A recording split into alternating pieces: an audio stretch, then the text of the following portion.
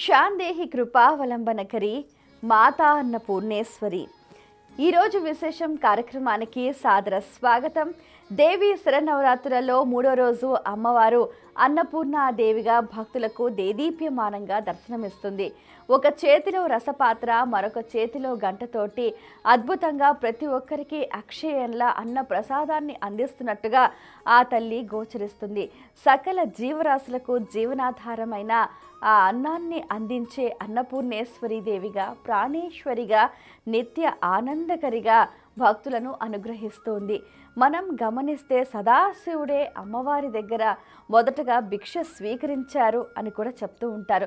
దాని వెనకాల ఎన్నో పురాణ ఇతిహాసాలు కూడా మనకు స్పష్టంగా కనిపిస్తూ ఉంటాయి. వాస్తవానికి ఏంటంటే మనం తీసుకునే ఆహారమే మరి మనం ఎటువంటి ఆహారాన్ని తీసుకోవాలి?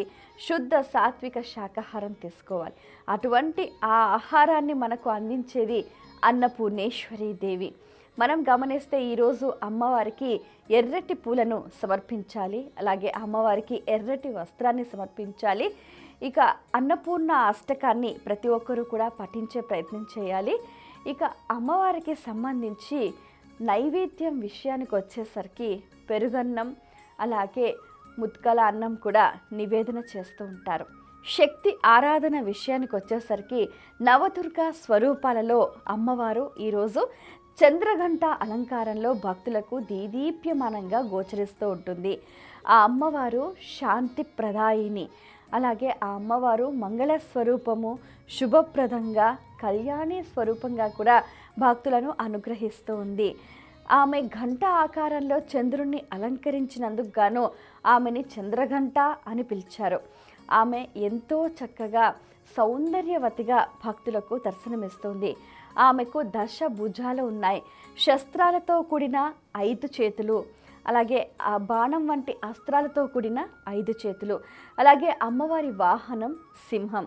ఎవరైతే ఈ అమ్మవారిని భక్తి శ్రద్ధలతో ఆరాధిస్తూ ఉంటారో వారికి యశస్సు కలుగుతుంది, సుఖ సంతోషాలు కలుగుతూ ఉంటాయి, ఎటువంటి క్లిష్టమైన పరిస్థితుల నుంచైనా బయటపడతారు అని చెప్తూ ఉంటారు. ఇక శృంగేరి శారదా పీఠంలో దక్షిణామ్నాయంలో భారతీతీర్థ మహాస్వామీజీ వారు శారదామాతను ఈరోజు అందంగా ఎంతో చక్కగా మయూర వాహనారూఢురాలైన ఆ కౌమారీ దేవిని పూజిస్తూ ఉంటారు. ఈరోజు అమ్మవారు కౌమారీ దేవిగా భక్తులను అనుగ్రహిస్తూ ఉంటుంది. మనం గమనిస్తే కూడా అమ్మవారి చేతిలో వేల్ అనే శక్తి ఆయుధం మనకు కనిపిస్తూ ఉంటుంది.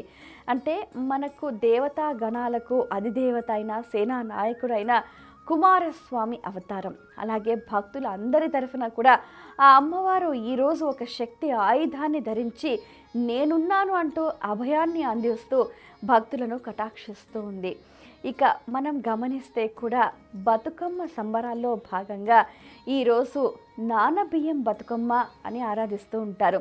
ఎంతో చక్కగా గునుగు పూలు, తంగేడు పూలు, బంతి పూలు, చామంతి పూల మధ్యలో పసుపు గౌరమ్మను తయారు చేసి ఆటపాటలతో ఆడపడుచులంతా ఎంతో ఆనందంగా చేసుకునే ఆ సంబరాల్లో భాగంగా పాలల్లో నానబెట్టిన బియ్యంని, అలాగే బెల్లాన్ని అమ్మవారికి నివేదన చేస్తారు. ఇక శ్రీవారు సప్తగిరులపై కొలువై ఉండగా ఆ స్వామివారికి బ్రహ్మోత్సవాలను నేత్రానందభరితంగా ఎంతో అద్భుతంగా ప్రతి ఒక్కరూ కూడా అద్భుతంగా నిర్వహిస్తూ ఉంటారు, వీక్షిస్తూ ఉంటారు, అలాగే సేవించి తరిస్తూ ఉంటారు.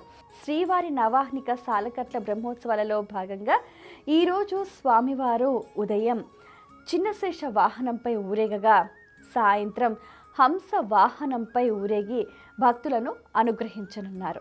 ఇక్కడ చిన్నశేష వాహనానికి సంబంధించి విశిష్టత ఏమిటి అంటే కేవలం వైకుంఠనాథుడు అయిన ఆ శ్రీహరి ఒక్కరే ఆ చిన్నశేషుడు 5 పడగలతో ఉన్న ఆ వాహనంపై అద్భుతంగా తిరుమాడ వీధుల్లో కూడా ఊరేగుతూ ఉంటారు.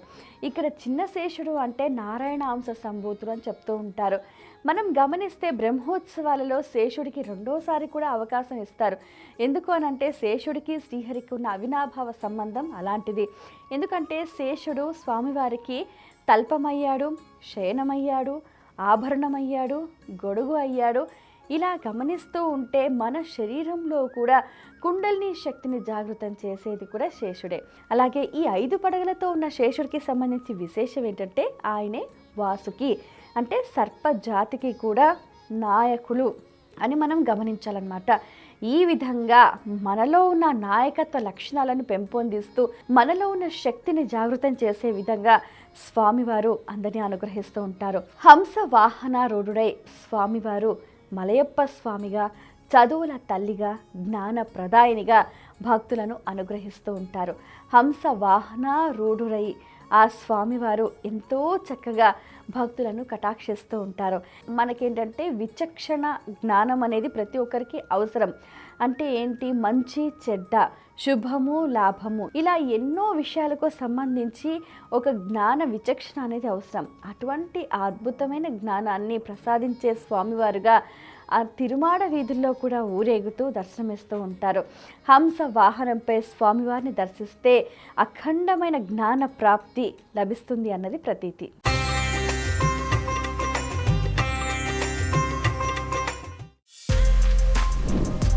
For more videos like this, subscribe Big TV channel.